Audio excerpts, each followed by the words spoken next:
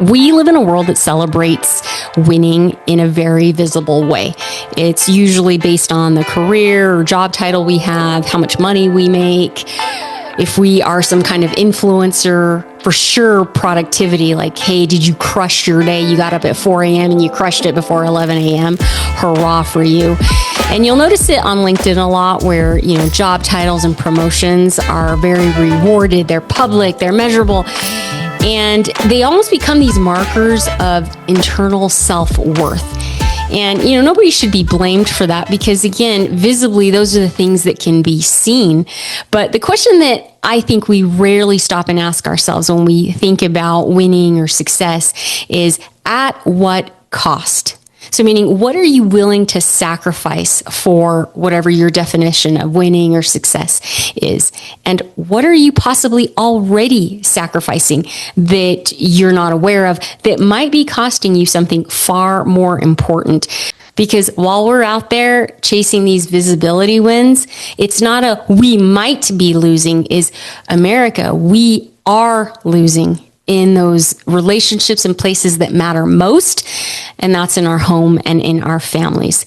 It is very evident in the state of our world today, the amount of mental health issues, the amount of violence that we're seeing, things that my generation and before did not see. And to be fair, I don't believe that any of this is accidental. It's our culture has trained us to prioritize what's visible and measurable, and family life isn't one of those things. Like, nobody has a scoreboard for how present you were this week with your family. There isn't some kind of financial compensation for faithfulness and loyalty to your spouse, and certainly no promotions for showing up as a good parent. This episode really isn't about guilt tripping anybody, but it's really more to help you and I wake up to notice where we might be drifting, right? Where we can make those small intentional shifts that could really make things better in our homes and in our nation. Because what's at stake here? Well, when families fail, it's not just personal. It reshapes our children, as we are seeing. It weakens our communities, and it really ultimately determines the kind of society that we all end up living in. And I was listening to a podcast about a year and a half ago or so.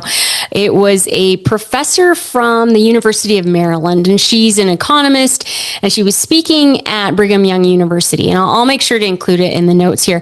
And her research focuses on poverty, on income inequality, and economic mobility. And what she said was, it was powerful, simple, but very unsettling. And that's that policymakers are not talking about the family. It's very taboo. They've taken it off the table, which is odd to me considering that family is the fundamental unit of society. Every single one of us is born into a family before we even head out into the world.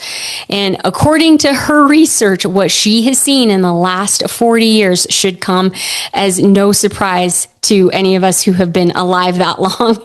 And that's that, marriage has declined, that we're seeing fewer people get married. More children are growing up outside of two-parent homes. And that this shift has been absolutely detrimental to our kids, to our families, and absolutely our society. And I don't need to replay to you what's going on in the world today. There's a show that I watch on Facebook. It's this individual who interviews people on Skid Row out in Los Angeles. And most of these people are very addicted to drugs. They're sex workers of some kind. And he always begins his interview with asking this question. So tell me about your family. Tell me about how you grew up. And almost always you are going to hear some terrible stories around exactly what we're talking about here, about homes that were broken, violent, that just had massive issues that created consequences for these children that are now adults. And so coming back to what Melissa Kearney was saying, who was the speaker at Brigham Young University, she said, family is critically important. I mean, that should come as no surprise to any of us. But she really had this sort of war cry, which was that everyone who cares about children, about women, about men, about our society, and about equal opportunity should care deeply about what has happened to the American family over the last 4 decades. She also said something that's going to be uncomfortable for a lot of us to hear, and that's that two-parent homes are a privilege. I understand that's a very hard word in today's society, but I can tell you, as someone who grew up in a single parent home, that there were consequences to that. In my experience, it was my father not being there. And I can tell you, fathers matter to the lives of young girls.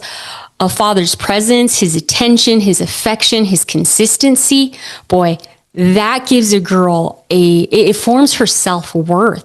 It teaches her, I matter. I'm worthy of care. I don't have to earn love. Girls who grow up with this steady figure in the home tend to develop a lot of confidence that doesn't depend on constant validation from the outside world. And to my single mothers, please, this is not a all is lost, that you cannot raise great children. Again, I am a product of a single parent home. My mother is my hero, and everything that I have achieved today is because of her sacrifices, of her example. So yes, is it possible? Absolutely. But is it the ideal? Absolutely not. And I'll tell you why. Because in single parent homes, children are forced to grow up way too fast. If you're like me and you were the oldest, I had 3 younger siblings.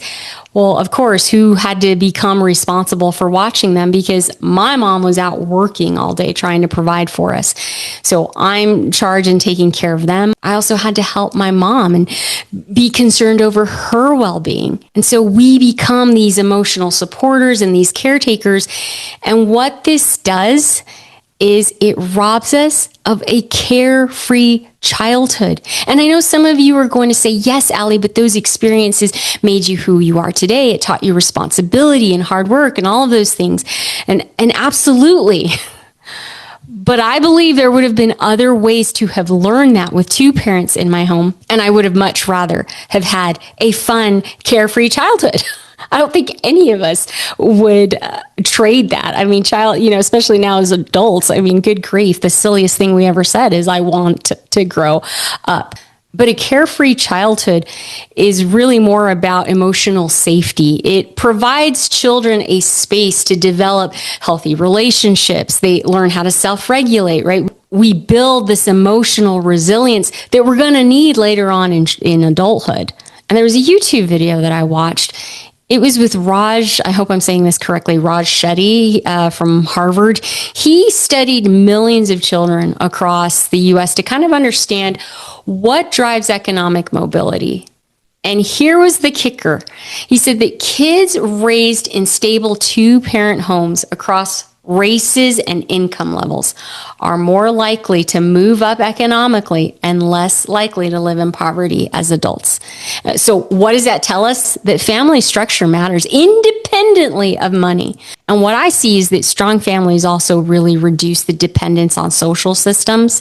Okay. And I believe it's why sociologists will say that family is society's first safety net. So what can you and I do to really make sure that things change? Well, of course, it's got to start with us, because as much as we want to change policy and get the attention of policymakers, we don't always have complete control over that. What we do have control over is what happens in our homes.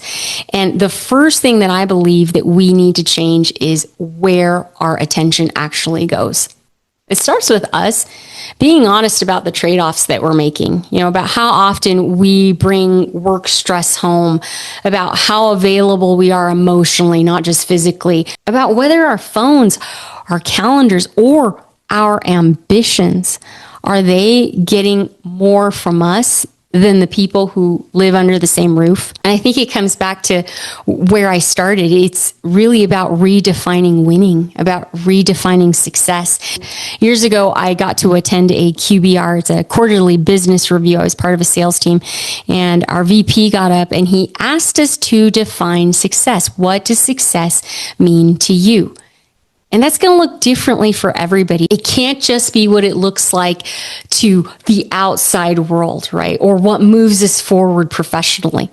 It has to include the health of our marriages, the safety of our kids, how they feel when they're around us, and the kind of home that we're building. And it reminds me of something that I heard David O. McKay say, and he was quoting this book, It was J.E. McCulloch's book. It was written actually way back in the 20s called Home, the Savior of Civilization. He said that no other success in life will compensate for failure in your home. I think Jesus said it another way in Matthew, where he said, "For what is a man profited if he gains the whole world and loses his soul? Or what shall a man give in exchange for his soul?" And maybe that's the tension we're living in, right? Gaining the world while slowly giving away the very things that make life worth living. So please slow down, protect your time instead of filling it. And I've been, a culprit of this, trying to do more. Like, I can't sit still half the time. And again, much of that is probably because of my upbringing, for the very thing that I was telling you earlier about growing up too fast, is I can't sit still because I need to be being productive. And so I'm trying to add more to my plate, where I might just spend time watching a Bluey episode with my teenager. So this isn't me telling you, go do more. This is me sort of pulling you and I back to share something that my friend Gene once shared. He said, Allie, when the world goes this way, I go that way. So if the world is jumping off the bridge by trying to chase career, fame, money, whatever it is, you pull back and you say, nope, I'm going to take this different road, and I'm going to give my time and my dedication and my effort to the people that I love most, that matter most. Because ultimately what I have seen is real leadership begins in the home.